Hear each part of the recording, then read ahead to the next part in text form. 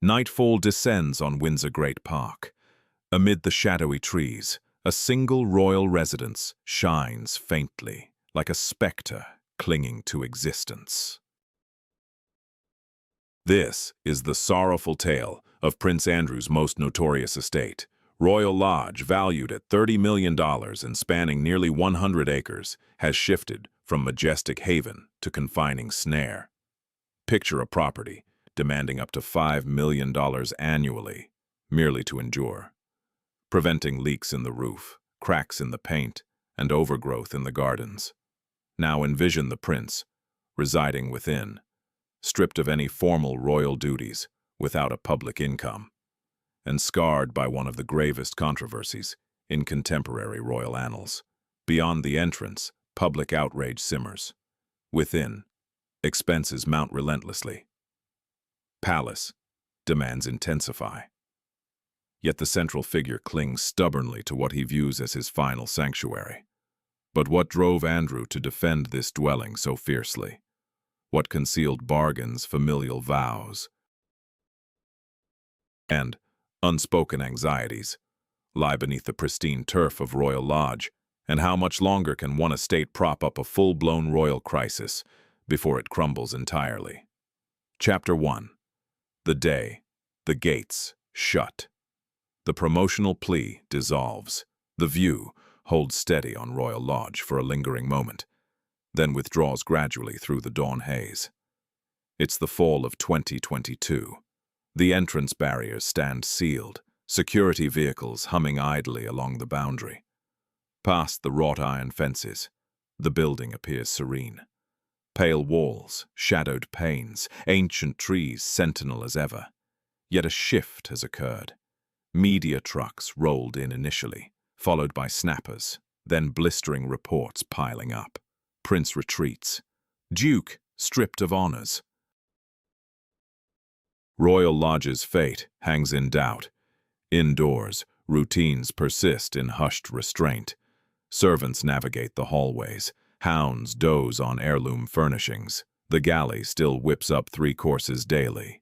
Still, all sense the shielding veil has shattered. This isn't an abrupt downfall. Royal Lodge has been eroding gradually for years, subtly, courteously, as aged structures do when denial grips those witnessing the crumbling base. The relocation trucks parked nearby aren't there to empty the interiors just yet. They're a safeguard, a contingency, a signal that what seemed eternal could soon vanish. For generations, this abode embodied ease. It offered royals a spot to shed pretenses and approach the everyday, strolling with pets, scanning the papers, sharing a meal free from prying lenses. King George VI cherished it. The Queen Mother claimed it as hers for 50 years. As a girl, Elizabeth frolicked in the grounds, glimpsing a semblance of typical youth, though her own could never fully match. Then Andrew assumed the tenancy. He poured millions into restorations, nurtured his daughters there, sought to craft an existence impervious to disgrace. He misjudged. Today, the dwelling that once evoked royal coziness has morphed into something starkly opposite. A bastion shielding a prince from repercussions, an opulent pile too pricey for someone with scant apparent earnings. A flashpoint igniting widespread ire whenever his name surfaces in print. The query on every lip appears straightforward. Why won't he simply depart? The reply weaves through tenancy contracts, kin devotion, self-regard, and decades of assuming royal rank excuses any admission of fault. To grasp how Royal Lodge evolved into the royal ground's most poisonous spot, one must rewind beyond the uproar, even past Andrew's initial occupancy. Venture to its origins, to uncover its intended role. A refuge, a haven for those seeking relief from the monarchy's burden without fully relinquishing it. A gentle haven for royals ill-suited to court rigors, yet entitled to solace and seclusion. Across 2 centuries, this setup thrived. Monarchs and consorts sought respite here. Paramours rendezvoused discreetly. Bereaved spouses grieved undisturbed.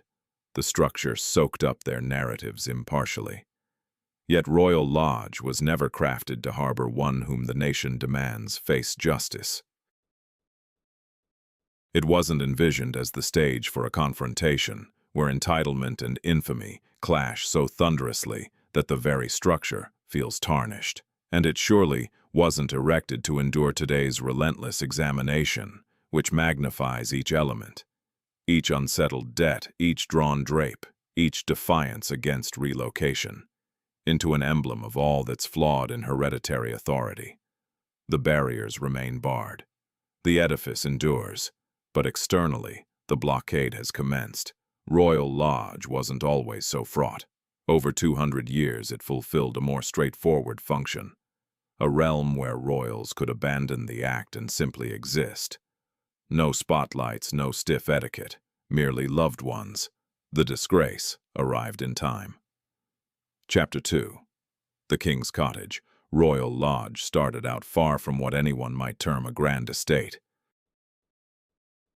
Back in 1662, it functioned as a modest keeper's lodge, a practical structure within Windsor Great Park where employees resided while overseeing the royal hunting areas. It featured compact spaces, modest heights, designed purely for utility rather than display. This humble state persisted for over 100 years. While royals galloped by during hunts, they never considered it as a residence. It seemed too unadorned, too distant from the main palace, too everyday for the realm of thrones and rituals. That changed in 1812 when the Prince Regent, later George IV, took notice. He was already transforming Brighton into his dream pavilion and reshaping Windsor Castle as a Gothic stronghold. Still, he spotted promise in that modest building, nestled amid the woods. He commanded its enlargement. Additions included fresh extensions, additional chambers, balanced classical lines, a cottage scaled for royalty, yet intimate enough to remain personal. The renovations spanned several years. Once complete, Royal Lodge had evolved into a blend of rural residence and regal hideaway. It offered ease without ostentation, refinement without overwhelm. George IV visited sporadically. His sibling, William, favored different properties. The residence saw sporadic occupancy, sheltering lesser royals and visitors, seeking seclusion beyond the formal palace halls. Enter Queen Victoria. Though she never resided there herself, she grasped its purpose perfectly. Windsor Castle handled official duties and ceremonial existence. Royal Lodge provided respite. She permitted relatives to occupy it during times of strain from court demands and the castle's constant scrutiny. Thus, a tradition emerged. Royal Lodge turned into the sanctuary for when palace life grew burdensome. When one craved horseback rides free from spectators. When parents desired gardens for their kids that echoed everyday life. Grandeur was never its aim. Relief was its essence. Into the early 1900s, the property found its steady pace. It welcomed junior royals, those with minor ranks, and the occasional visitor. The interiors were cozy, not opulent. The estate was lovely, yet relaxed. It resembled an expansive family dwelling more than a formal royal site. Later staff recalled it as one of the more straightforward assignments. Minimal pomp, relaxed guidelines. Guests among the royals often unwound there. They savored plain fare, opted for informal attire, and enjoyed hearty laughs. The atmosphere seeped into the very walls. Among kin, it earned a name as a secure haven, a spot to voice weariness, irritation, or doubt, without sparking immediate gossip. That image would matter deeply in 1931. King George V still reigned, but his second son, Prince Albert, the Duke of York, faced challenges. Timid, anxious, burdened by a stutter that made addresses agonizing. His elder brother, the eventual Edward VIII, exuded charm and assurance. Albert saw himself as the spare, the overshadowed sibling. He yearned for a dwelling free from constant performance. George V granted him Royal Lodge. Albert agreed. He settled in alongside his spouse Elizabeth and their two small girls, Elizabeth and Margaret. The household that would shape Royal Lodge's future chapter had settled in. For Albert, it served as a haven. He rehearsed addresses away from prying eyes, strolled the lands unmonitored, parented, without press framing every instant as news. His girls roamed freely outdoors. They scaled trees, constructed hideouts, romped with pets. Elizabeth, the coming queen, would later describe Royal Lodge as the sole setting where her youth felt authentic. The residents enveloped them in warmth, serenity, shelter. Few realized that soon Albert would ascend as King George VI, and Royal Lodge would be where an unwilling heir mastered, bearing an undesired crown. Chapter 3. The Queen Mother's Garden. Albert ascended in 1936. Not willingly, not as intended. His brother Edward VIII stepped down to wed Wallis Simpson. Abruptly, the reserved, faltering Duke was George VI, sovereign of an empire spanning about a fourth of the world. Fear gripped him. The palace sought to ready him. Consultants trained him. Scribes composed precise dialogues word for word. Yet the burden persisted. George VI sensed himself as a stand-in, thrust into the spotlight premiere, without practice. All gazes fixed upon him. Royal Lodge steadied him. Even as monarch, he held on to it. Buckingham Palace suited duties. Windsor Castle fit ceremonies. Yet Royal Lodge was family, the lone refuge where he could cease the facade of mastery and concede, at least inwardly, his uncertainties. His consort, now Queen Elizabeth, fully shared this sentiment. She crafted the home as a bastion of everyday life. Family roasts on Sundays, outdoor feasts in the yard, twilight rambles with the hounds. The young princesses continued scaling those familiar trees, slipping on the identical muddy boots and tracking the same grime across the corridors. Back in 1932, prior to ascending to the throne, the Welsh people presented Princess Elizabeth with a special present that would shape Royal Lodge for decades to come.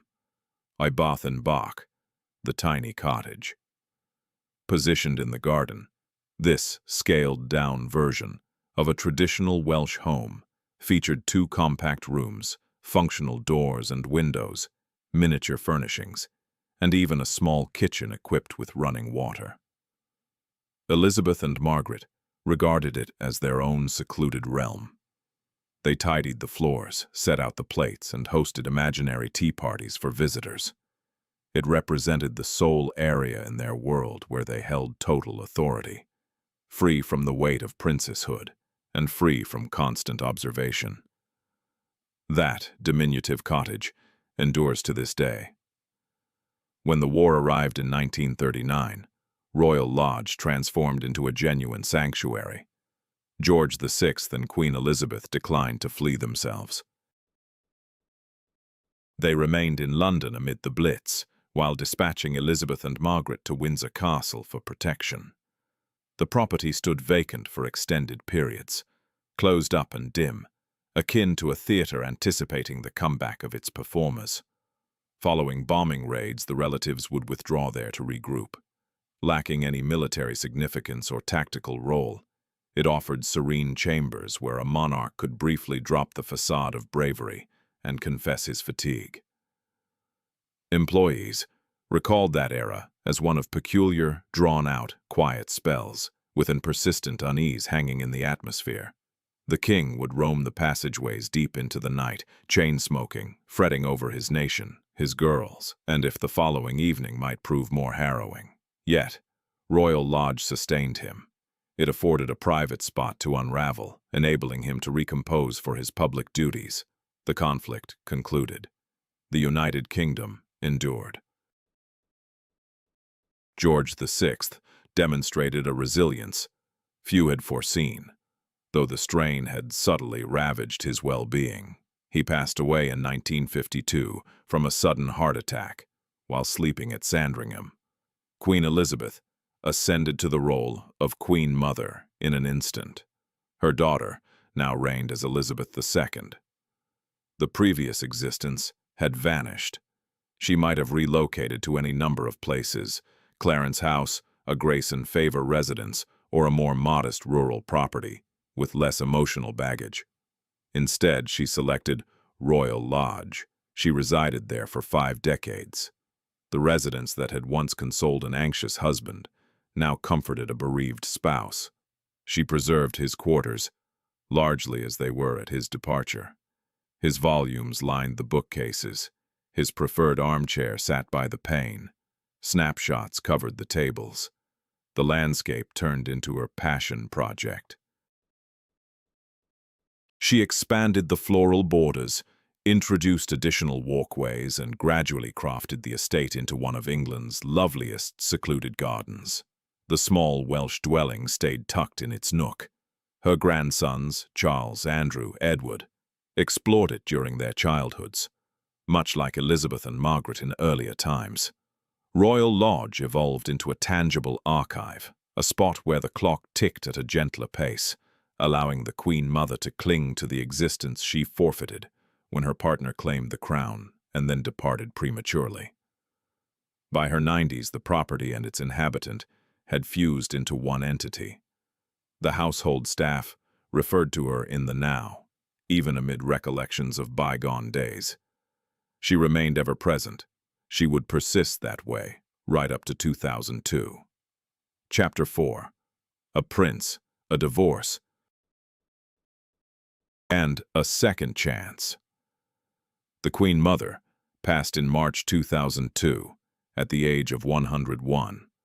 Royal Lodge had belonged to her for 50 years, for the first instance since the 1930s. The building lay unoccupied. The relatives needed to determine its future. Certain parties proposed converting it into a museum. Some contended it could serve as divided quarters for lesser royals. A handful recommended returning it to the Crown Estate for leasing to an outsider. Queen Elizabeth II envisioned otherwise. She extended it to her younger son, Prince Andrew, Duke of York. At 52, Andrew had been separated from Sarah Ferguson for 6 years, splitting his time between a grace and favor flat at Buckingham Palace and a rural dwelling he continued to share uneasily with his former spouse. He had 2 daughters, Beatrice and Eugenie, raised amid divided households, shifting addresses, the polished facade of royal existence they were meant to embody, and the chaotic truth they navigated. Andrew sought steadiness, a lasting base, a home his girls could claim outright without qualifiers or disclaimers. Royal Lodge appeared ideally suited. The Queen granted him a 75-year lease via the Crown Estate.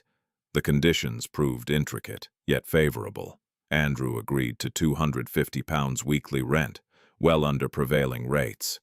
In exchange, he shouldered the cost of an extensive overhaul: fresh roofing, modernized electrics and plumbing, mended masonry, revived ornamental features. The total expense reportedly hit £7.5 million. Andrew covered it. He viewed the arrangement as a stake not merely in property but in heritage. This went beyond a simple dwelling. This mansion held deep family echoes. It was where his grandmother had resided, where his mother had roamed as a young girl, with the weight of royal past woven into its every hallway. Andrew took up residence there in 2004, and Sarah joined him soon after. Legally, their divorce was final, and publicly, they pursued independent paths. Yet their bond had endured beyond the split. They co-parented their daughters, celebrated holidays together, and quietly acknowledged the shortcomings of their union, while their mutual allegiance and collaboration pressed on. Royal Lodge stood as a tangible emblem of this peculiar dynamic, a duo, unable to sustain wedlock, but unwilling to fully part, cohabiting in a grand estate that seemed like its own insulated realm. His daughters adored the spot. Beatrice and Eugenie had endured the relentless scrutiny of scandal sheets fixating on their parents' breakup, dissecting their appearances, outfits, and even their value to the royals. Here at Royal Lodge, they found respite, able to fade from the spotlight. They galloped on horseback through the park, strolled with the dogs along serene paths, and frolicked in the very garden cottage their grandmother had enjoyed 7 decades prior. To Andrew, the property offered a sense of atonement.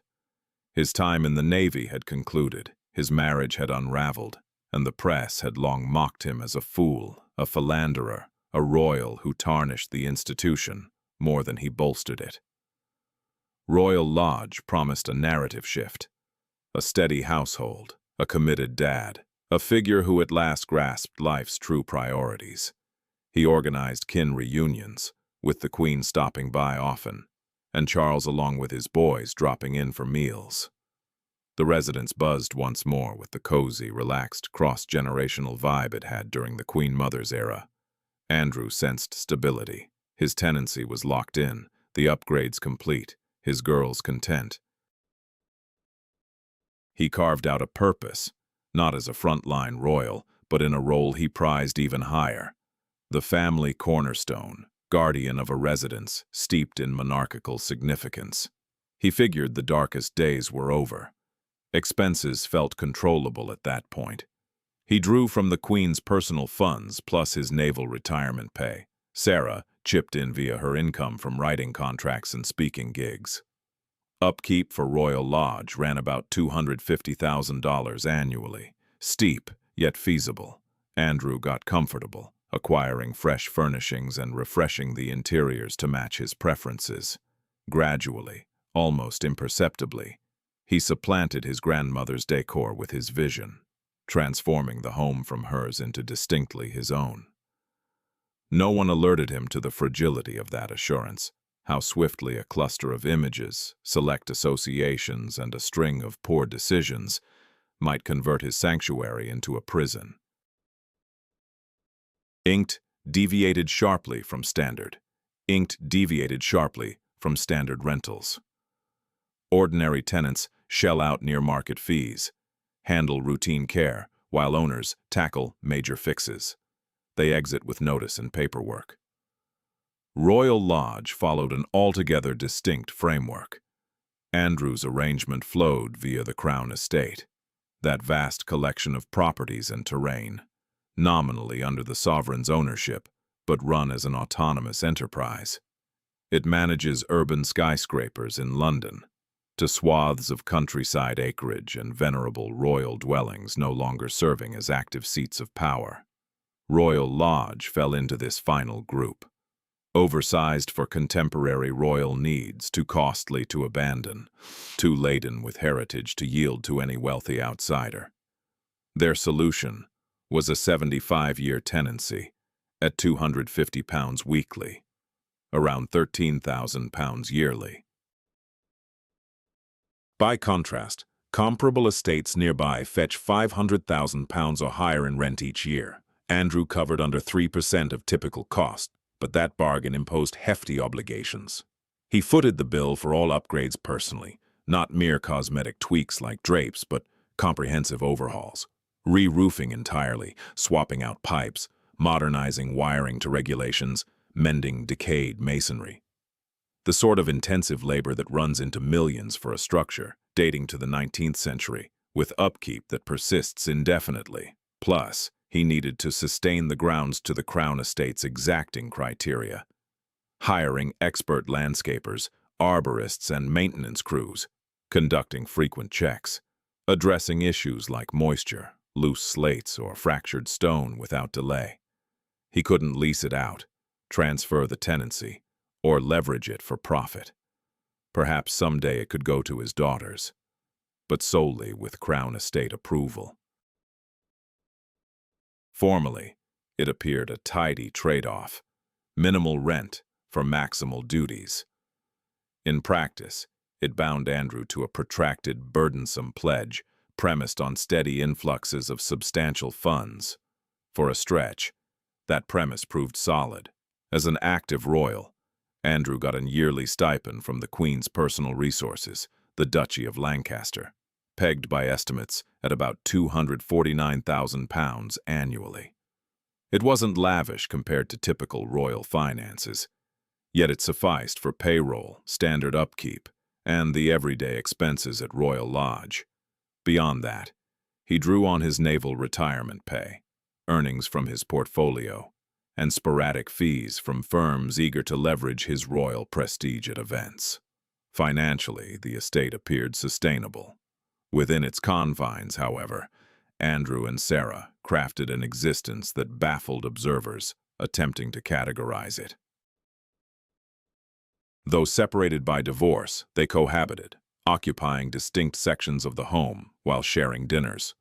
They pursued separate relationships, yet collaborated in raising their daughters.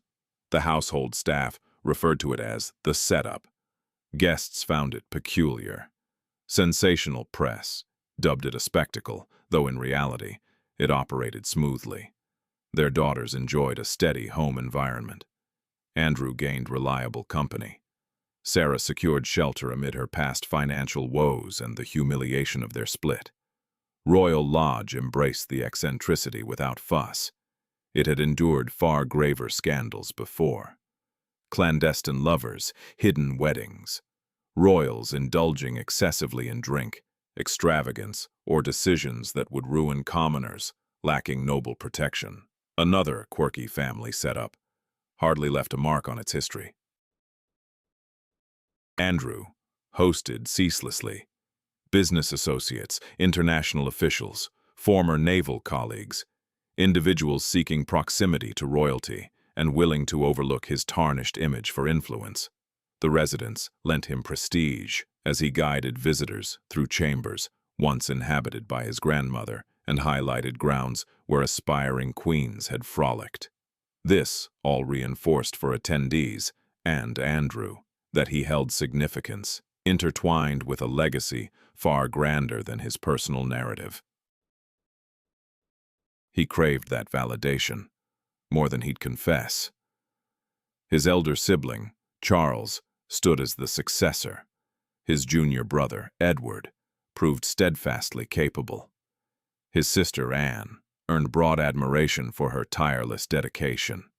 Andrew, the secondary heir who had valiantly served in the Falklands War, then devoted over 3 decades to demonstrating his ongoing relevance. Royal Lodge served as his testament. Still, the very agreement granting him security also rendered him vulnerable.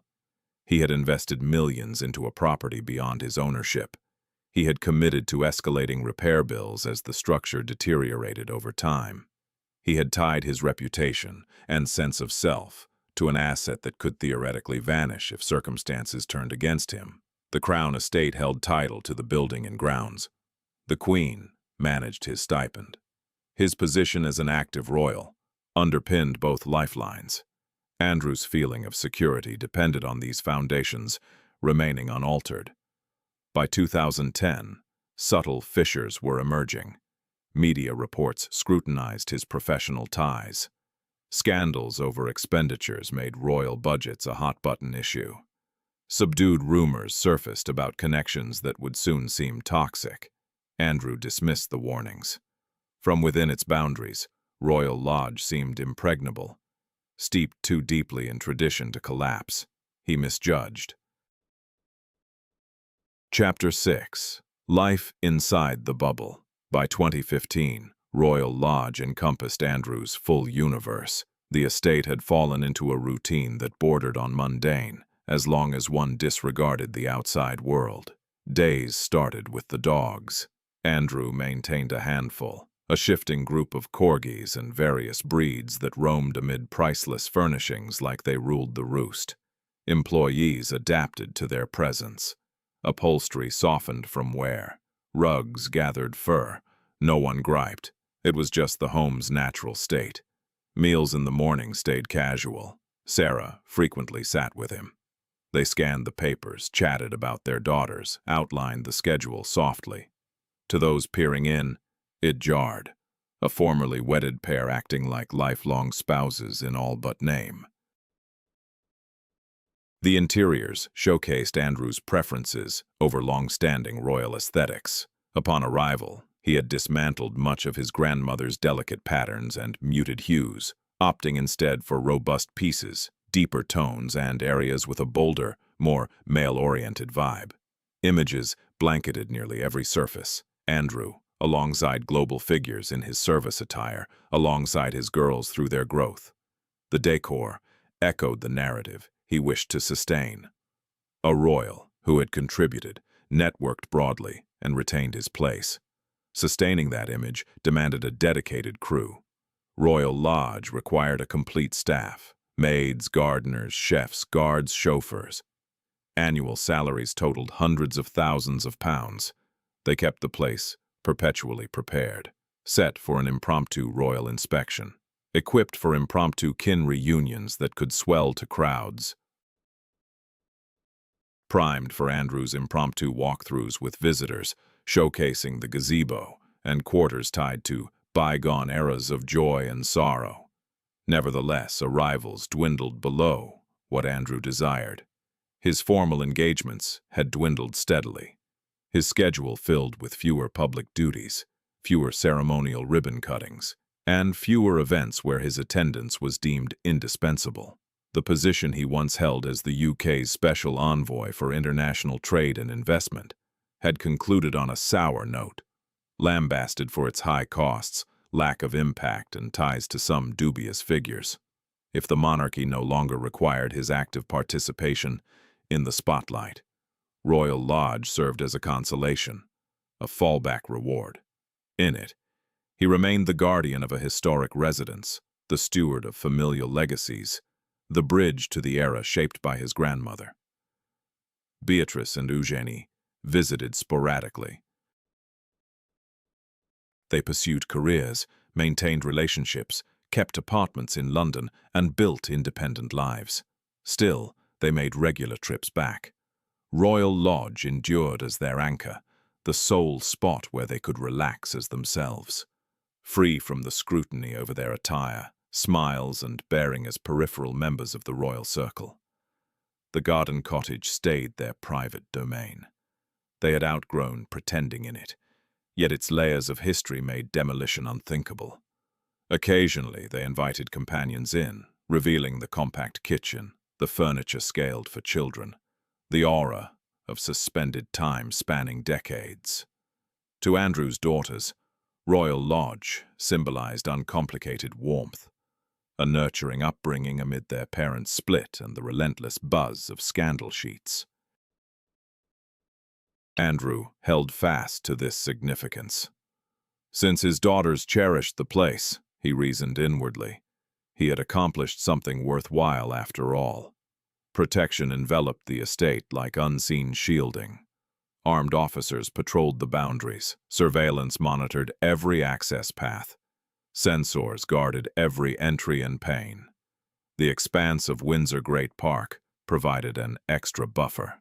Its vast controlled terrain, thousands of acres, separated Royal Lodge from external intrusions. Within this insulated sphere, Andrew acted as though the world's judgments evaporated.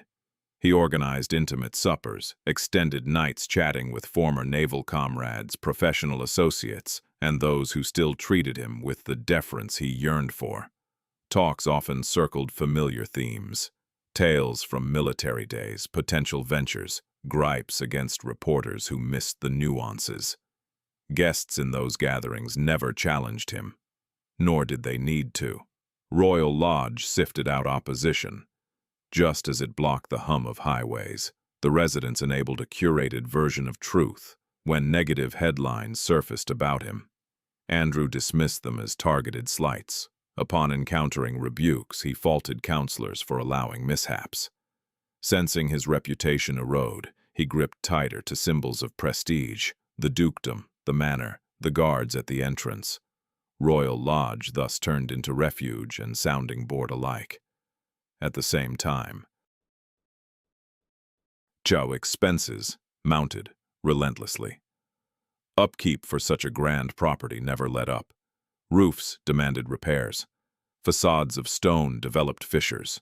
Heating infrastructure grew obsolete, necessitating overhauls.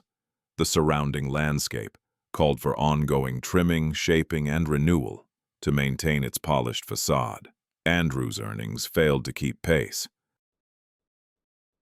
The stipend from the Queen's personal resources handled essentials, but luxuries required other sources. Ventures in finance, aid from affluent acquaintances, borrowings, and deals that later appeared deeply suspect. He assured himself everything remained manageable. The tenancy stretched far into the future. The property felt impregnable. His mother, the Queen, would surely prevent any downfall. Beyond the entrance, perceptions evolved. Whispers circulated regarding Andrew's decisions, his selection of companions, his seeming blindness or defiance toward how specific images and outings appeared to outsiders. Royal Lodge softened these alerts. Within its walls, routines scarcely shifted. Pets lounged on couches, morning papers accompanied meals, portraits of kin gazed from every surface. The enclosure persisted for now. Chapter 7. Rumors at the Gate. Initial fractures emerged in manners Andrew could still dismiss lightly. Tabloids ran pieces on lavish outlays, inquiries into who funded his business-class flights on chartered planes, snaps of him mingling at soirees with guests whose wealth traced to murky origins over transparent enterprises. Individually, such reports seemed endurable, humiliating, yet not devastating, the sort of exposure that trailed a prince prominent enough to warrant notice, but not shielded enough to escape it. Royal Lodge turned into his retreat, following each media barrage. The building soaked up his frustration and incredulity. Household employees grew adept at spotting cues, bristling moods, drawn-out quiet spells, extended withdrawals into his office amid scattered periodicals. Sarah spoke up for him openly. His girls offered steadfast support behind closed doors. The Queen offered no comment, a quietude Andrew interpreted as tacit endorsement. Yet the reports persisted. By 2011, scrutiny arose over his association with Jeffrey Epstein, the American financier, a felon in sex crimes, a figure with whom Andrew had appeared in photos repeatedly across the years. Andrew's rationale boiled down to straightforwardness. Andrew first encountered Epstein via Ghislaine Maxwell, a longtime acquaintance. That link had proven handy for forging contacts in the corporate sphere. Following Epstein's guilty verdict, Andrew claimed he'd largely severed the association.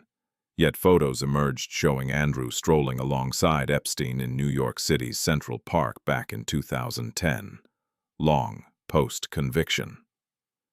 Andrew maintained his trip there was solely to terminate the relationship in person.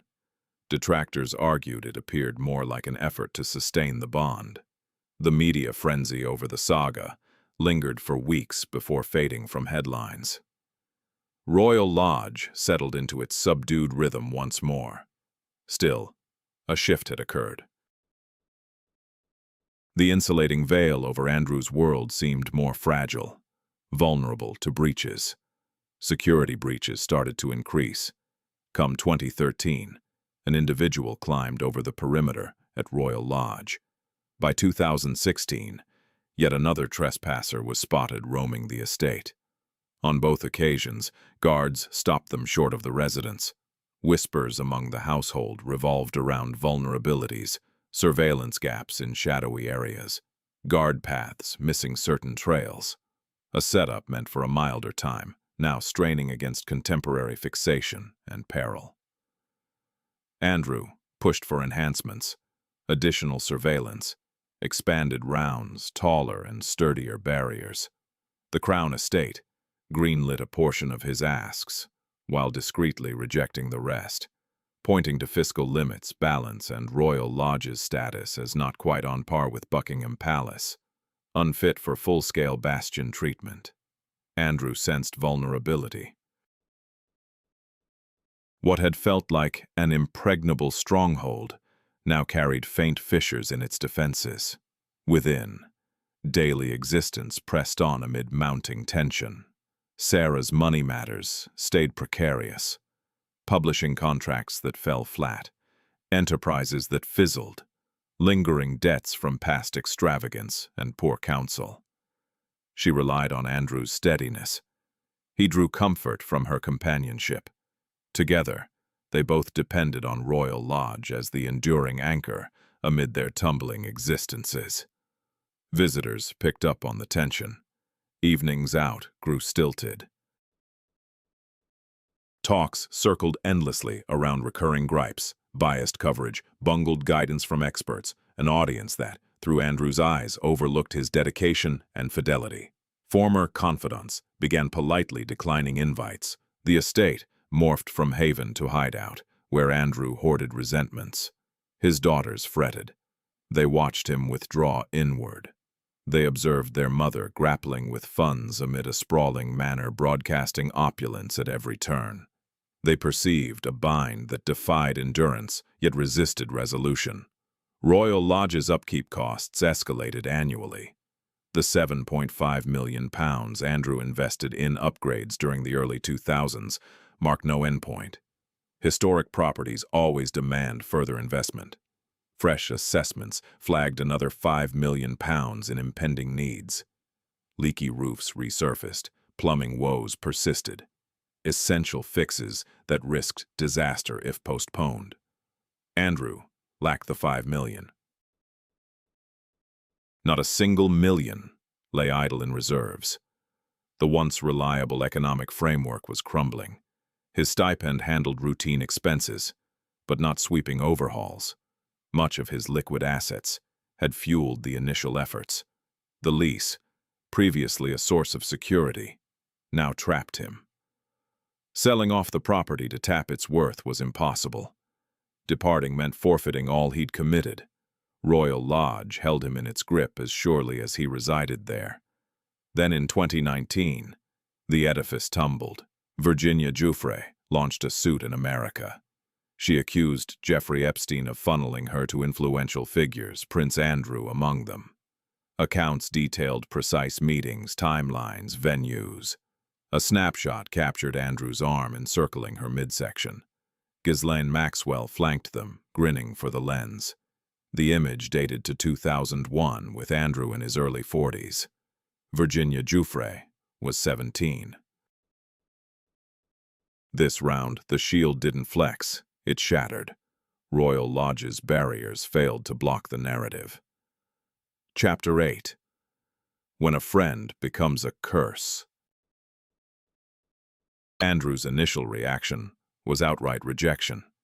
He conceded knowing Virginia Giuffre, but professed no recollection of the incident. The image was authentic, he granted, though the context struck him as innocuous. The claims, to him, rang entirely untrue, motivated by greed and entangled in a vast U.S. court saga irrelevant to his life.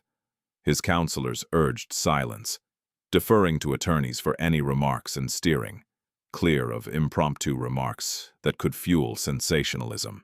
Andrew brushed them off. That November in 2019, he consented to an on-camera session with BBC Newsnight. He truly thought he could lay it all out, vindicate himself, and demonstrate to viewers how absurd the charges were upon hearing his perspective. The broadcast hit airwaves on a Saturday night, 49 minutes that unraveled the remnants of Andrew's standing. Andrew insisted he couldn't possibly have been in London that fateful night, pointing out that he had been at a Pizza Express in Woking alongside his daughter. He professed no recollection of encountering Virginia, even with the photo showing them standing mere inches away.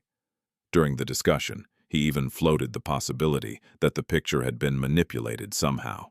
He portrayed his association with Jeffrey Epstein as a valuable avenue for forging professional links. Crashing at Epstein's estates, he noted, was merely a sensible and expedient arrangement for his travels. When questioned about any remorse over the relationship, Andrew highlighted the networking benefits it had brought him. It took repeated prodding before he mentioned the victims at all, and even in doing so, his delivery implied that the controversy had victimized him more than the actual offenses had harmed those affected. The interview's lowest point arrived when he attempted to explain his 2010 trip to Epstein's New York residence following the conviction. He maintained that he went there to sever ties in person, deeming it the dignified and proper course. That wording hit like a gut punch. To most observers, personally parting ways with a convicted sex trafficker amid the luxury of his own home didn't come across as noble. It reeked of a weak justification from a man unwilling to own up to lingering ties with such a toxic figure. The broadcast exploded online right away. Snippets raced through social platforms. Pundits labeled it a catastrophe, a drawn-out wreck in progress, the perfect case study in botching a public relations meltdown. Andrew emerged convinced he had been forthright and transparent. Viewers perceived a very different picture. A figure who seemed guarded, aloof, and bafflingly oblivious to how his choices appeared so damning to the world. Soon after, Buckingham Palace revealed that Andrew would retreat from royal responsibilities, not temporarily, but for the foreseeable future. He retained his title, his ceremonial military positions, and Royal Lodge as his base. Yet he could no longer act on the Queen's behalf. Patronages vanished, public appearances ceased, and any illusion of a substantial position within the family dissolved. He retreated to Royal Lodge, the estate that had long served as his sanctuary, now reduced to his sole domain, the final spot where he could still sense his princely status, instead of just being tabloid fodder. The household staff picked up on the transformation right away. He spent extended periods confined to the property. Guests became scarce. Dinners were typically solitary or shared only with Sarah. Beatrice and Eugenie stopped by as often as possible, but not even their support could mend the fractures exposed on screen. They adored their dad and held faith in his blamelessness. Still, they recognized the fallout from that appearance. It had solidified all the unflattering narratives already swirling around him. Even Royal Lodge appeared altered. The vibe turned oppressive. Spaces that had buzzed with energy now seemed shadowed. Pauses in dialogue lingered, awkward and oppressive. Andrew quit throwing soirees, ceased leading visitors on garden tours, and abandoned the charming host persona that had once lent him fulfillment and stature. The guards on duty kept patrolling. Servants continued buffing the silverware and shaping the shrubbery. But the residence had shed its coziness. It resembled more of a limbo area, with Andrew lingering there, yearning for redemption that stayed out of reach.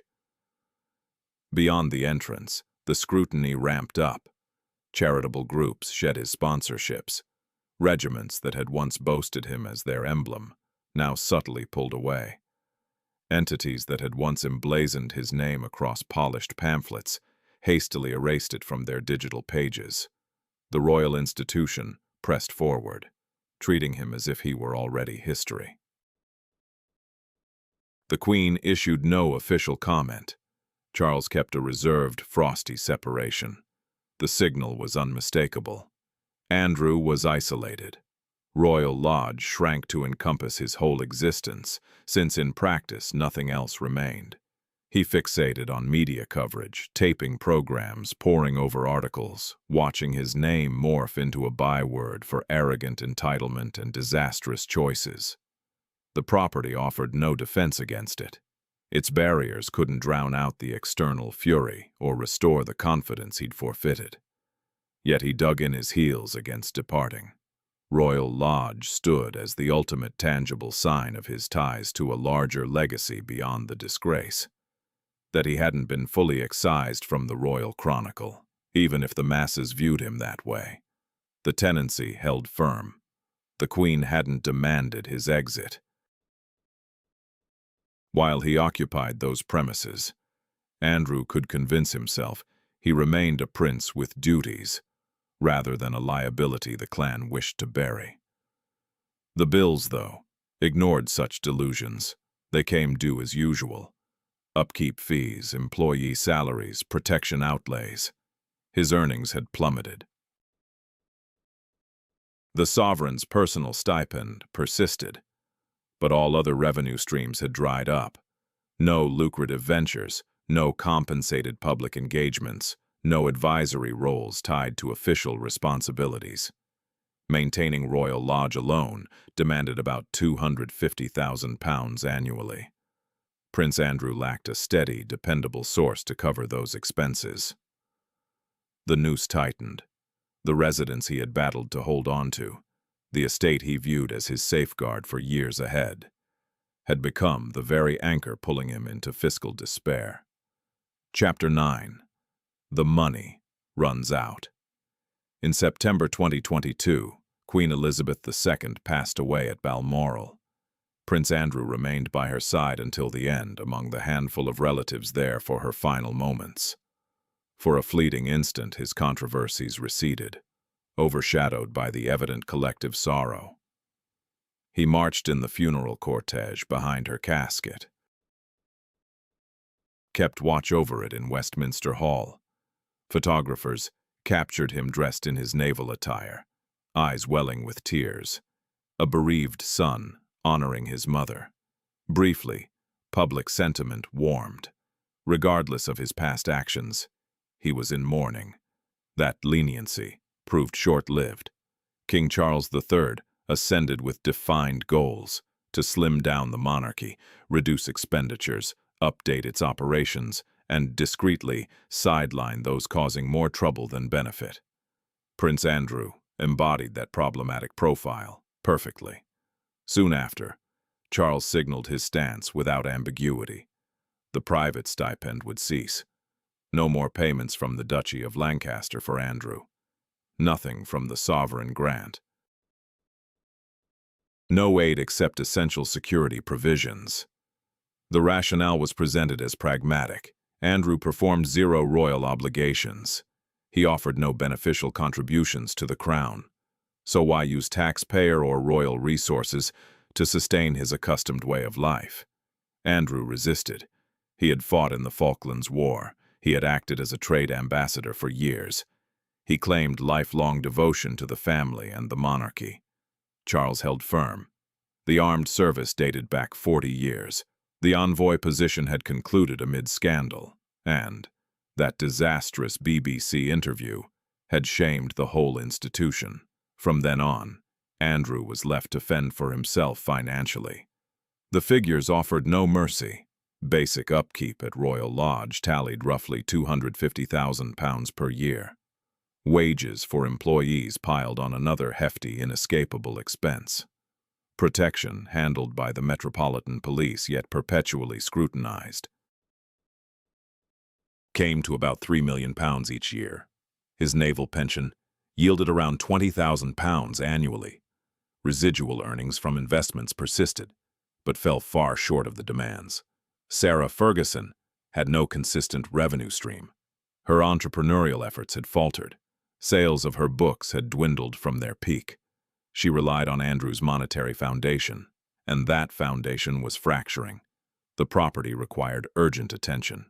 Fixing the roof, repainting the outside, restoring windows, inspecting the framework. Quotes soared into the millions of pounds. Andrew couldn't foot the bill. He approached Charles for assistance. Charles declined. Their clash swiftly entered family lore. Two siblings clashing over funds, position, and what loyalty truly meant. Charles regarded Andrew as a risky burden who must confront the facts. Andrew perceived Charles as abandoning him in his darkest hour. In the shadows, palace insiders suggested alternatives. Frogmore Cottage, the modest home recently left empty by Harry and Meghan, stood vacant, freshly updated. Spacious enough for Andrew and Sarah, much less costly to maintain. Andrew turned it down. Royal Lodge was his residence, his tenancy extended for decades. He had poured millions into enhancements. Abandoning it would signal surrender. It would confess that all his outlays of cash, ego, self had vanished. Charles ramped up the insistence. No funding. No leeway. Andrew must either cover Royal Lodge costs independently or relocate to a more modest dwelling. Allies intervened. Word emerged of affluent allies extending loans, old professional ties extending discreet backing. Specifics remained elusive, but the cash evidently originated from certain quarters. To observers, it appeared damning. A fallen prince without apparent earnings, yet upholding a lavish multi-million-pound existence. Inevitably, pointed inquiries arose. Who was bankrolling it, and what favors did they seek? What doors or sway were they purchasing? Andrew maintained that all was legitimate. Personal resources, lawful deals, no wrongdoing. The public remained skeptical. The cycle repeated itself. Andrew opting for paths that might scrape through, legally, yet struck bystanders as deeply corrupt. Royal Lodge morphed into an emblem of all that fueled disdain for regal entitlement. A figure without employment, earnings, or credibility, ensconced in a stately manner, while everyday households fretted over utilities and groceries. Occasionally, modest bands of demonstrators assembled by the park entrances. Not massive throngs, but sufficient to draw eyes, placards calling for Andrew's departure. Protesters outside voiced relentless calls for equity, due process, and responsibility. Within the walls, Andrew withdrew even more deeply. He largely gave up on newspapers, shunned social platforms altogether, and crafted a sheltered realm of information where he could cling to the idea that he was enduring harsh and unwarranted torment. Sarah stayed as his steadfast ally. They shared meals tuned into shows side by side and strolled the estate with their pets. Just two individuals holding tight to a lifestyle that had quietly vanished, though neither dared voice it. The residence itself started revealing the mounting pressure. Colors on the walls grew lackluster. Masonry bore marks of exposure and age. The landscapes received upkeep, yet without the flawless attention of before. Shortcuts appeared. Minor issues lingered unresolved. Royal Lodge was dimming gradually, much like Andrew himself. The overarching uncertainty was straightforward. How much longer could this go on? Andrew assured himself he could weather the storm of indignation. He figured the spotlight of public fury would soon turn to fresh controversies. That Charles, facing mounting demands, might one day yield. But he misjudged completely. The blockade was merely getting underway. Chapter 10. A mansion in slow decay. By the start of 2023, Royal Lodge appeared worn out. Its once vibrant white facade had dulled to uneven shades of gray. Blinds showed signs of wear. Frames around windows peeled and splintered. The routine upkeep typical of affluent properties had dwindled to mere crisis interventions. The surrounding areas echoed the decline. Grass stayed cut, but without former sharpness. Planting areas got cleared of weeds, though seldom refreshed with new blooms. Branches on trees received basic pruning for safety, not aesthetic appeal. The workforce had shrunk, echoed with emptiness. Spaces that used to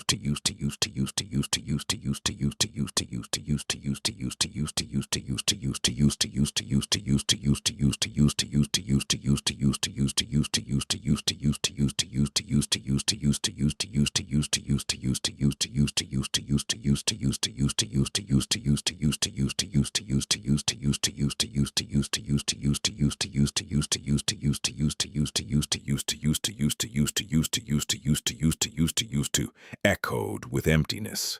Spaces that used to bustle with family gatherings during dinner stayed unlit.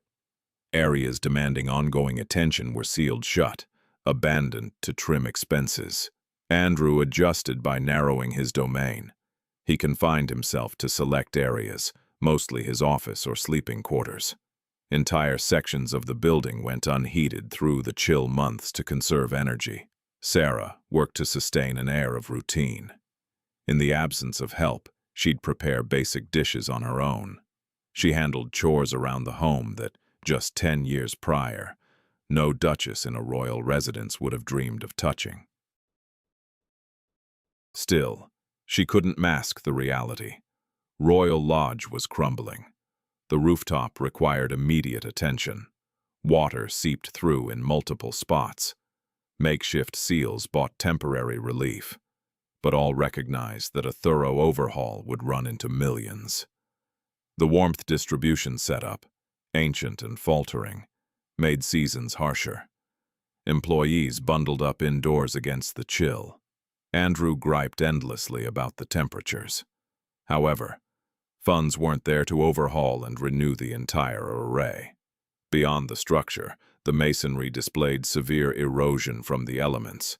Fissures spread across surfaces. Poor runoff caused puddles to form near the base following storms. Each flaw exacerbated the others. Postponed fixes ballooned into steeper expenses. The estate and its occupant reflected each other starkly. Each had shone brightly in the past. Each now showed clear signs of breakdown.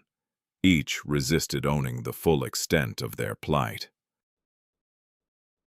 The wave of public frustration hadn't softened over time. Rather, it had intensified. Broadcast discussions dissected Andrew's situation often. Debates swirled around whether he should retain his honors, his home at Royal Lodge, or even protection paid for, however loosely, by public money. Surveys indicated widespread backing for revoking them all. To the average observer, he resembled someone who had shamed himself, tarnished the crown's image, and continued enjoying luxury without contributing a thing. Royal Lodge emerged as the focal point for that bitterness.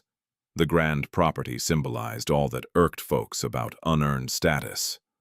A figure without employment, earnings, or credibility, yet shielded by barriers on a vast property. Online platforms fueled the outrage. Images of Royal Lodge spread far and wide. Posters juxtaposed its grand entrances and vast greens with modest dwellings where everyday households scraped by on budgets.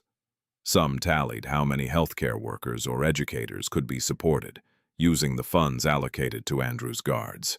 The discontent even echoed in legislative halls. Lawmakers posed pointed inquiries. What was the true taxpayer burden of Royal Lodge? Might the Crown estate end the tenancy?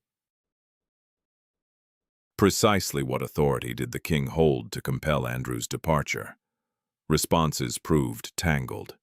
The agreement stood valid and extended far ahead. Andrew had fulfilled his upkeep duties. The Crown estate lacked grounds to evict without solid justification. Yet the backlash from shielding him outpaced any upkeep costs.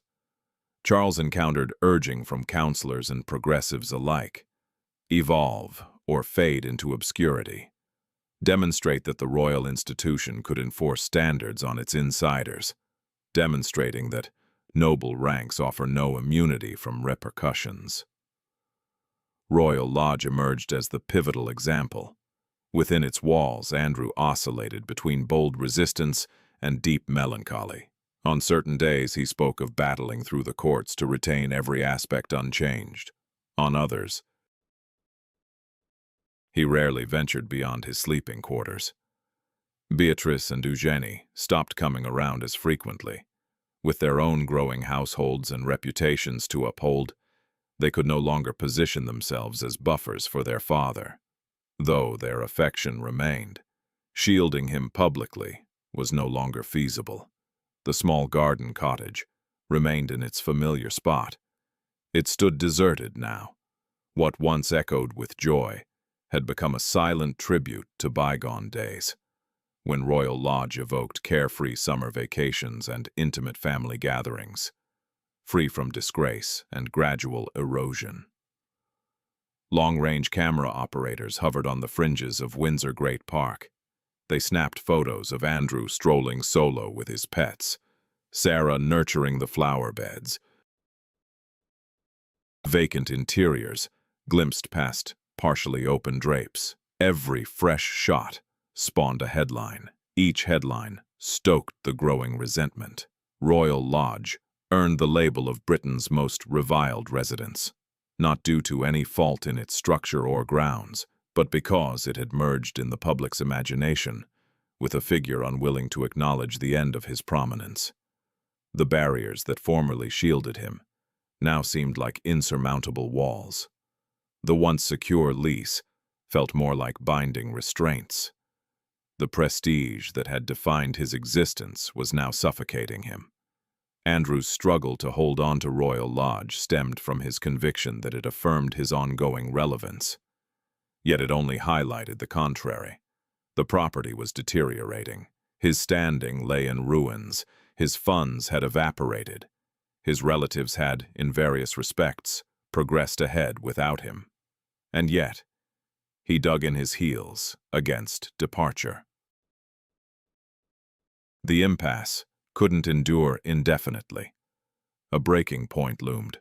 The sole uncertainty was if Andrew would exit under his own conditions or be compelled to depart once his final safeguards crumbled. Chapter 11.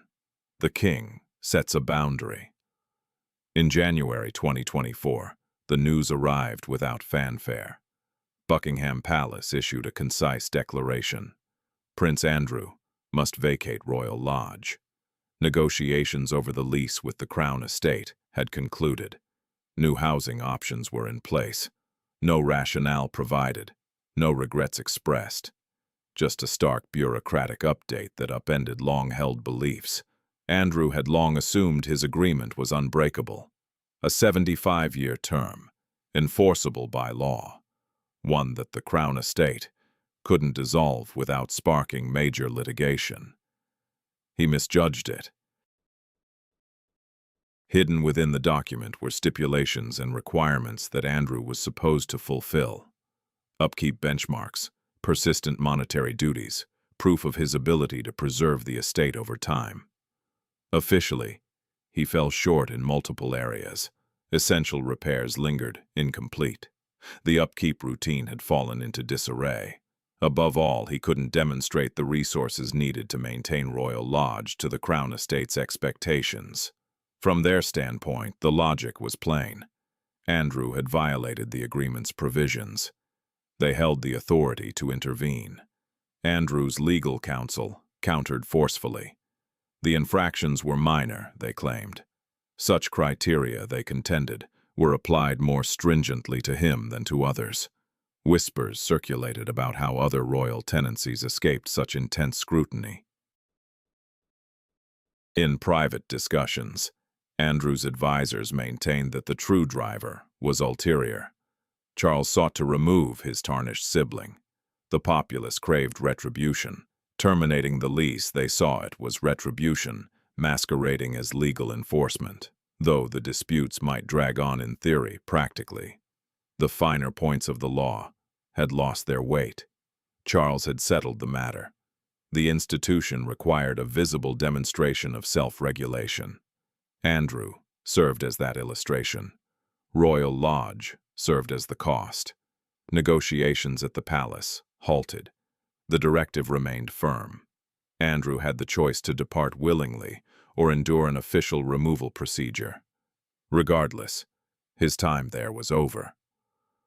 Frogmore Cottage remained unoccupied, featuring 5 rooms freshly updated.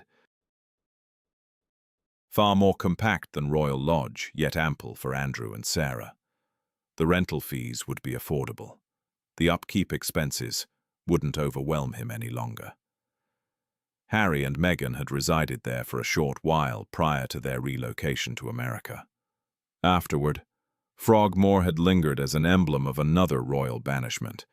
Initially, Andrew dismissed it outright. Relocating to Frogmore signified surrender, an admission of error, a recognition that his status no longer shielded him. Royal Lodge represented the final remnant of his role as an active royal. Lacking it, he'd be merely a fallen individual bearing a nominal honor, and no fitting venue to display it. Sarah worked to ground him in the facts. Royal Lodge lay beyond their means now. The structure was crumbling physically. Pursuing litigation would merely amplify the embarrassment in the spotlight.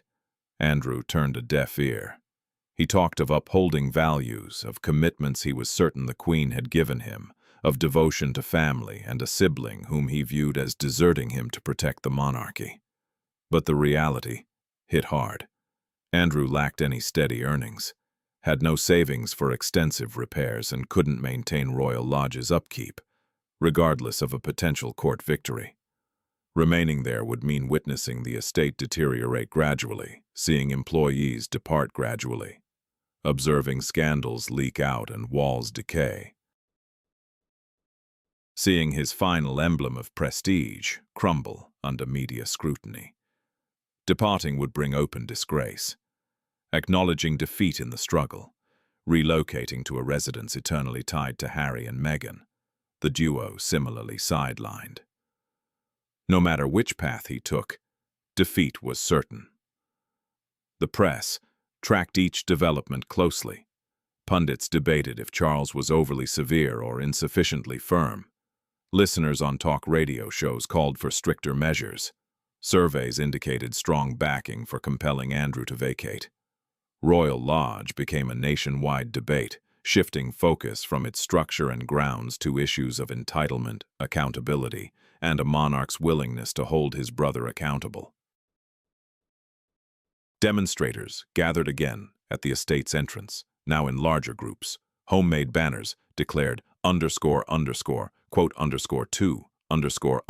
guards managed the situation with restraint.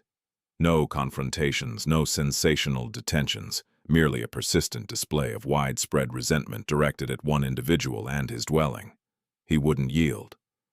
From the upper floor windows, Andrew observed.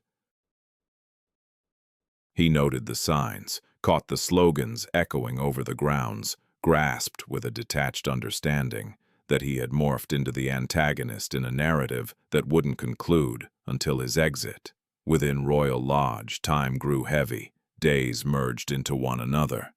Andrew navigated his daily habits mechanically. Dining, brief strolls, screen time, sleepless evenings. Sarah started organizing belongings incrementally. She had come to terms with the inevitable, while he resisted. The conflict had concluded. It was wiser to depart methodically than face forcible removal in disarray. The residence seemed spectral. Each hallway resonated with memories. His grandmother's chuckles, his girls romping in the yard, the Queen at the dining table for weekend meals. Years of familial existence that once appeared everlasting. now resembled fragments from another's tale. Everything disintegrating due to choices Andrew could never reverse. The king had set a boundary. Andrew might retain his designation. He could feature in group portraits. He could hold on to the outward signs of regality. But Royal Lodge was off limits. The grand home intended to affirm his relevance ultimately demonstrated the opposite. That rank devoid of accountability inevitably buckles from its burden. The sole lingering uncertainty was the conclusion's form. Would Andrew finally confront the truth and stride from Royal Lodge under his own power? Or would the closing act involve guards and attorneys guiding him from the property he had fought so fiercely to declare his permanent refuge? Chapter 12. Packing up a life. The relocation effort commenced in spring 2024. Oversaw, remotely. He couldn't bear to pack Oversaw remotely. He couldn't bear to pack his garments or remove artwork from the walls himself. The team handled it. They cushioned images in soft paper, crated volumes from his office, cleared closets of maritime attire he no longer had occasion to don. Each space required decisions. Which items headed to Frogmore? Which entered warehousing? Which got donated? And which faced disposal? The endeavor revealed the extent to which Andrew had accumulated in Royal Lodge across 2 decades. Beyond decor and artwork, it uncovered the substance of an existence founded on the belief that alterations were impossible. Correspondence from his service in the Navy, presents from overseas officials, mounted images from ceremonial trips that wouldn't recur. All preserved meticulously, as every piece embodied an aspect of his identity he clung to. Sarah managed the logistics. She was adept at enduring downfall. She had endured financial ruin previously, weathered tabloid scorn before. She grasped acutely how to navigate upheavals that seem insurmountable initially, but become unavoidable ultimately. She cleared pantry shelves, selected furnishings suitable for the compact abode, compiled inventories of Frogmore's requirements and Royal Lodge's remnants for future occupants. The employees operated with composed, purposeful speed. Numerous had served Andrew for years. They required no explanation of his embarrassment. It showed in his pacing through the halls and averted gazes. They safeguarded his grandmother's possessions distinctly. The Queen Mother's seating, her preferred fixtures, the minor trinkets Andrew had positioned precisely as she arranged them. Those items were carefully stored away. He couldn't bring himself to discard them. Yet Frogmore lacked the space for memorials to bygone days. Beatrice and Eugenie showed up to lend a hand. They came on their own, lingered just briefly, and departed with strained expressions and tear-streaked cheeks.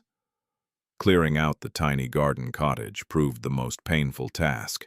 Andrew, Sarah, and the girls navigated it side by side, bending a bit to pass through the pint-sized entrances.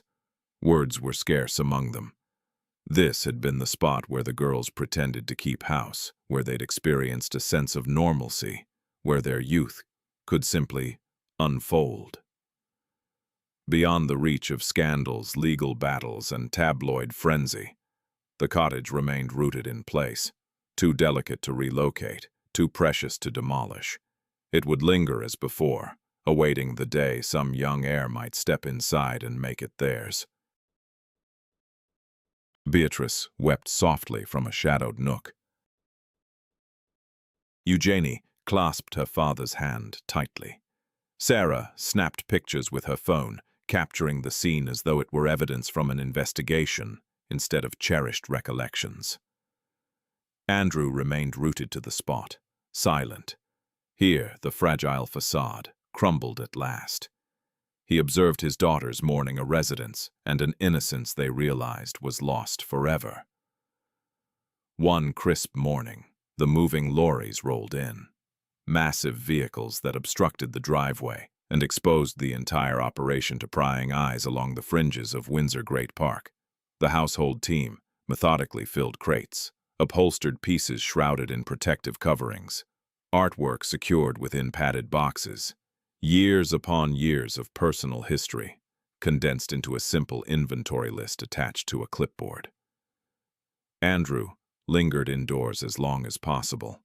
From the upper floor panes, he observed his belongings disappear into the vehicle's depths. Every load that trundled off chipped away at him, like a vital piece excised. Ultimately, Sarah convinced him to depart prior to the last lorry's exit. Quote 3, she urged. Quote 4. They headed toward Frogmore in Andrew's Range Rover, with Sarah handling the driving.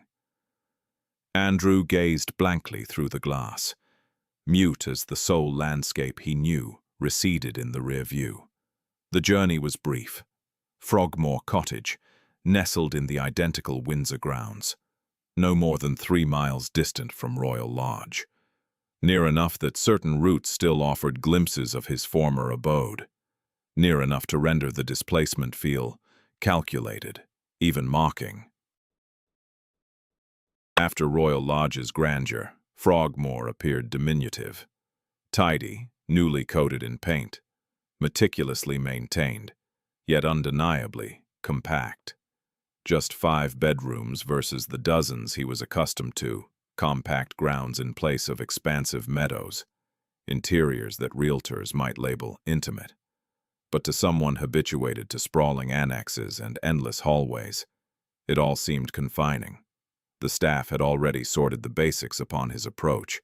Linens smoothed on mattresses, linens draped in bathrooms, pantry provisions arranged. Even a handful of recognizable knickknacks had been positioned prominently, an attempt to infuse the space with warmth. Andrew toured the interior at a leisurely pace. His furnishings loomed large in the constricted quarters. His framed images overwhelmed the partitions. All that had fit so seamlessly at Royal Lodge now struck him as absurdly disproportionate. This had once been Harry and Meghan's residence. That notion clung to him relentlessly.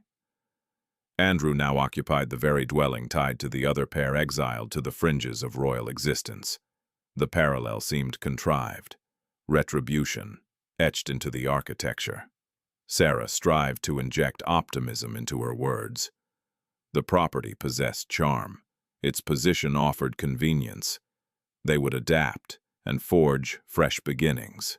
Andrew offered no reply. He wandered the spaces aimlessly, resembling a specter adrift in an unfamiliar tale. On that initial evening at Frogmore, slumber eluded him. The ambient noises jarred, the overheads pressed down, the boundaries felt encroaching. He anticipated the structure expanding into the expansive realms he'd abandoned. At 3 a.m., Sarah discovered him in the darkened kitchen, perched motionless at the table. No tears, no utterances, just profound stillness, grappling with the certainty that this dwelling could never replicate Royal Lodge's essence. Royal Lodge had vanished. The existence he'd meticulously built within its confines over decades had concluded, leaving Prince Andrew, Duke of York, bereft of any refuge. Chapter 13. Who owns a royal house? Royal Lodge stands vacant these days. The furnishings have been cleared out. The images have been removed from display. Chambers that once brimmed with generations of familial moments now resound only with the tread of attendants performing standard checks. Still, a lingering query pervades the quiet. Who truly holds title to this residence? The response proves more intricate than it seems at first glance.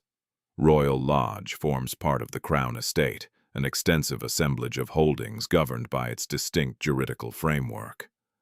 It doesn't qualify as typical private real estate, nor does it align with conventional public assets. Instead, it occupies a unique intermediary realm. The Crown Estate originated in 1760, when King George III consented to relinquish revenues from royal territories in return for a steady yearly stipend from Parliament. That arrangement continues to form the foundation of the current framework. The sovereign doesn't hold personal title to the Crown estate, yet it's far from a straightforward public holding that government officials could dispose of freely. Places such as Royal Lodge occupy a murky position within this ambiguity. These properties hold deep historical significance and are intertwined with the monarchy's very essence, yet they operate as business-like holdings designed to produce revenue or fulfill defined operational goals. For about 200 years, this framework functioned with little fanfare. Royal Lodge accommodated active family members who fulfilled public duties, attending events, inaugurating projects, visiting healthcare facilities, and inspecting armed forces sites. In exchange, they resided in heritage structures, with maintenance costs framed as essential to sustaining the institution. On the surface, this exchange appeared equitable. Andrew disrupted that equilibrium.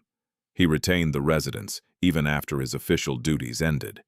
He sought to sustain his accustomed way of life without delivering the contributions that had previously validated it. The balance no longer held. The Crown Estate's move to recover Royal Lodge went beyond issues like deteriorating infrastructure and overlooked maintenance checks. It represented a broader effort to clarify the boundaries of royal entitlements within a contemporary democratic framework. The general public intuitively understands this dynamic. Surveys indicate widespread acceptance of royals occupying historic residences, provided they demonstrate tangible involvement, such as William and Catherine at Adelaide Cottage, where their visible efforts in duties, public appearances, and institutional representation resonate with many.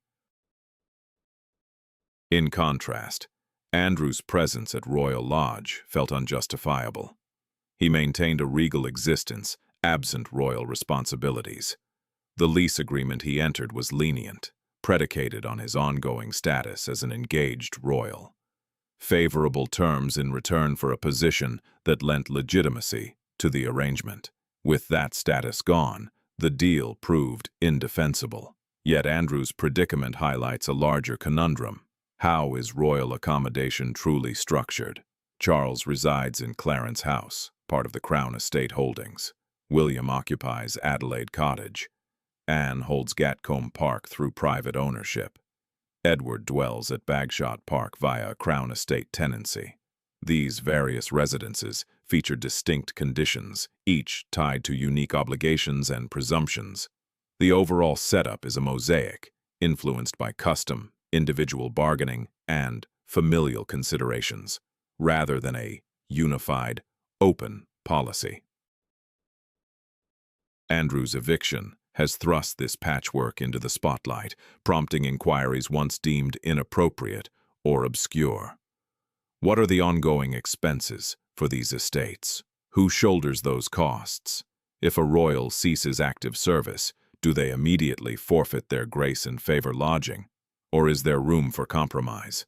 Straightforward responses elude the situation, as the guidelines have historically been adaptable, handled individually, molded by internal relations and evolving societal sentiments.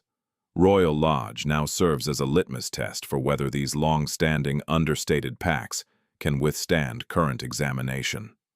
The Crown Estate's position implies they cannot endure unchanged. Royal dwellings require validation today. Demonstrable societal value, explicit rationale. Andrew provided none. Certain detractors contend the entire framework is fundamentally flawed.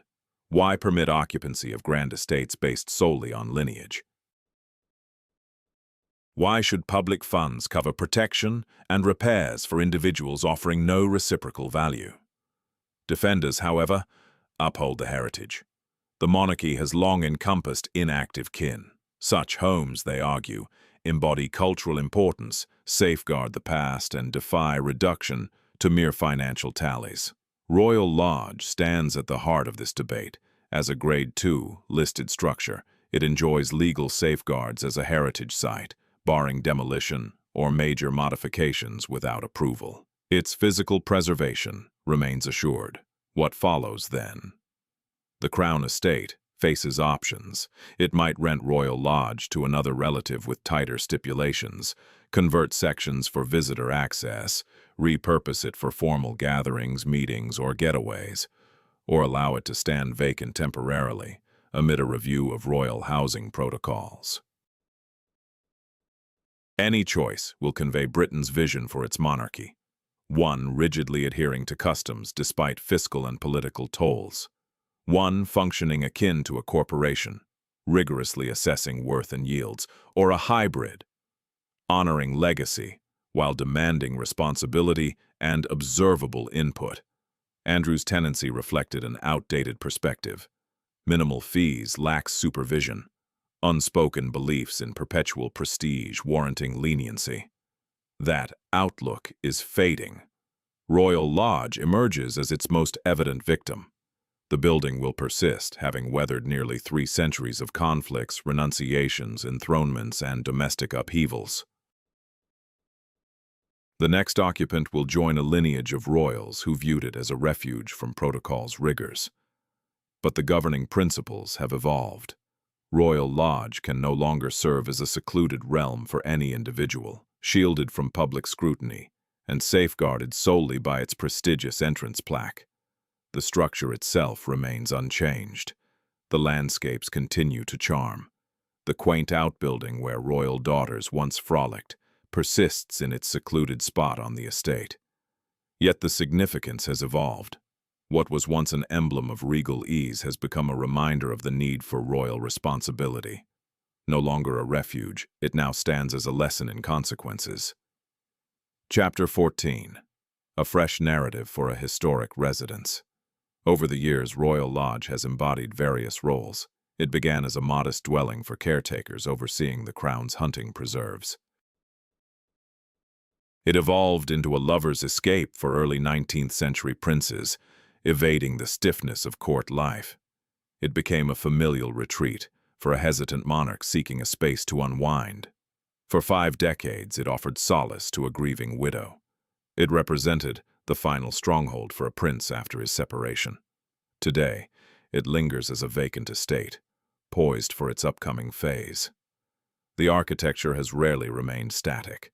Successive eras have reshaped it, expanding sections, altering hues, reorganizing interiors to suit the immediate occupants' requirements. This tradition persists. The uncertainty lies in its forthcoming form. Officials at the Crown Estate are evaluating possibilities. No official statements have emerged, though whispers of various paths echo in palace discussions and administrative sessions. One pathway involves renting Royal Lodge to another active member of the royal family, but with updated conditions. Elevated fees, rigorous upkeep demands, periodic checks, and a clear agreement emphasizing that the residence entails duties alongside its perks. Princess Anne frequently surfaces in such deliberations. Nearing 75, she upholds a demanding schedule of public appearances. Gatcombe Park serves as her personal abode. On the surface, Royal Lodge might act as a formal base to bolster her commitments, all while staying under Crown Estate ownership. Edward and Sophie present another potential match.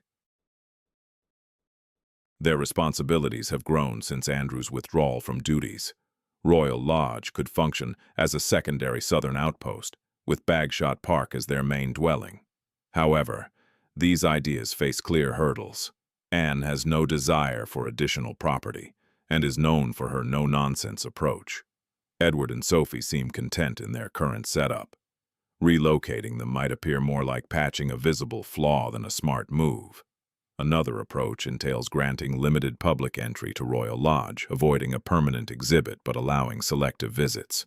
This could include led tours of key historical spaces, seasonal garden openings, and learning initiatives focused on George VI, the Queen Mother, and the estate's place in their histories. Precedents exist. Frogmore House welcomes visitors for brief periods annually, and Clarence House runs summer viewings. Royal Lodge might adopt a comparable model, primarily reserved with intermittent openings. Sales from admissions could ease upkeep expenses. Such controlled exposure would bolster arguments for retaining it in the Crown estate portfolio. It would also convey openness, permitting glimpses into a site long supported by taxpayer contributions. Challenges abound, however. Nestled within the expansive Windsor Great Park, Royal Lodge poses logistical issues for visitors due to security. No infrastructure for guests, vehicles, or handling groups currently exists. Developing these would demand substantial upfront investments long before any revenue flows in.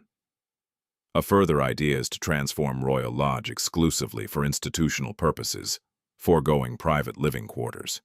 It might accommodate elite gatherings, extra lodging for international dignitaries, or confidential conferences requiring privacy, yet lacking the grandeur of Windsor Castle. Under this plan, the property operates as a functional holding, upkept impeccably, utilized often, but detached from personal or contentious family ties. No longer viewed as a personal favor that could later spark scandals. This aligns seamlessly with King Charles III's vision for a more streamlined monarchy: reduced privileges, enhanced utility, assets benefiting the crown as a whole, rather than personal indulgence. A seldom discussed and tentative fourth choice is to rent Royal Lodge to a non-royal occupant. It's feasible. Certain Crown estate holdings occasionally go to external renters with stringent preservation rules. Such a tenant would need to uphold the structure to heritage levels, restrict modifications, and perhaps permit sporadic public visits. This would sidestep royal lodging debates entirely. The upkeep costs would transfer to private funds. The Crown estate would gain a steady revenue, though it might seem like a concession.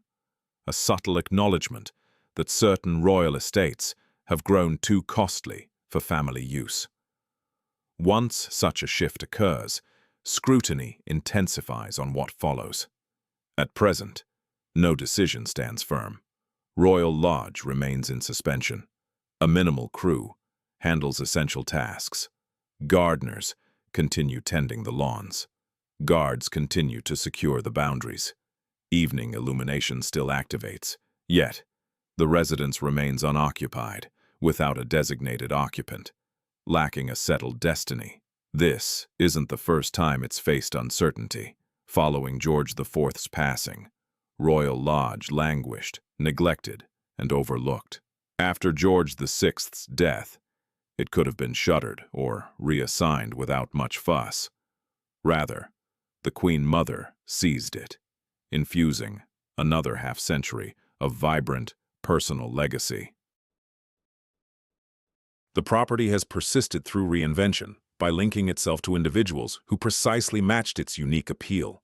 The current dilemma is that no one appears to require what Royal Lodge provides any longer. Maintaining a 30-room mansion within a royal estate demands millions of pounds annually. Which contemporary royal genuinely demands such expansive quarters? What function warrants such expenditure amid constrained finances and intense public examination? The responses aren't straightforward. Royal Lodge originated in an age when royals sought isolated havens to evade the spotlight, when vast properties were commonplace, not burdensome, when a noble rank effortlessly unlocked access everywhere. That era is receding. It might have vanished entirely. As physical structure, Royal Lodge will undoubtedly persist, like most heritage sites, but it could transform into something far removed from its former essence. No longer a personal dwelling or hidden sanctuary, maybe merely an ornate, expensive tribute to an institution that dawdled too long in defining its modern identity, only to realize belatedly that its foundations narrated a narrative at odds with the one it imagined. Chapter 15. Insights from this grand residence about society. Royal Lodge transcends Andrew's personal tale. It serves as a reflection for the whole framework. A structure that safeguards those unworthy of defense, prioritizes prestige over duty, and requires ages to acknowledge the obvious. Andrew's error lay not in his affection for the property. It was in assuming the property rendered him invincible. For 2 decades, he regarded Royal Lodge as validation of his stature, a lavish estate affirming his relevance. Even while his standing crumbled, observers perceived otherwise. A figure retreating behind barriers, gripping unmerited emblems, insisting on entitlements while evading accountability. The impasse exposed a core reality. Nobility cannot shield from repercussions, it merely postpones them. For the crown, Royal Lodge turned into the toll for maintaining trust. Charles needed to demonstrate the body's capacity for self-regulation. That kinship has boundaries. That princely rank doesn't confer exemption. Ejecting Andrew wasn't harshness. It was essential for endurance. Yet the insight reaches further than a single fallen royal and one estate. Few will ever inhabit a royal lodge, or enter a 75-year agreement for a storied property, or confront removal from a dwelling woven into 3 centuries of legacy. But plenty recognize the sensation of clutching onto the outdated, a position that no longer suits, a bond that's expired, and self-image that clashes with actuality. Andrew's downfall wasn't the forfeiture of Royal Lodge. It was squandering years in a futile struggle he'd already forfeited, channeling non-existent funds into a dwelling unable to redeem him, trusting prestige for safety when prestige was the very issue. Royal Lodge imparted the universal lesson. Barriers fail to conceal reality. Elegant environs don't erase harsh circumstances, and occasionally the possession you defend most fiercely is precisely the ruinous force. The estate now waits vacant, poised for the forthcoming chapter. The true inquiry isn't the fate of Royal Lodge.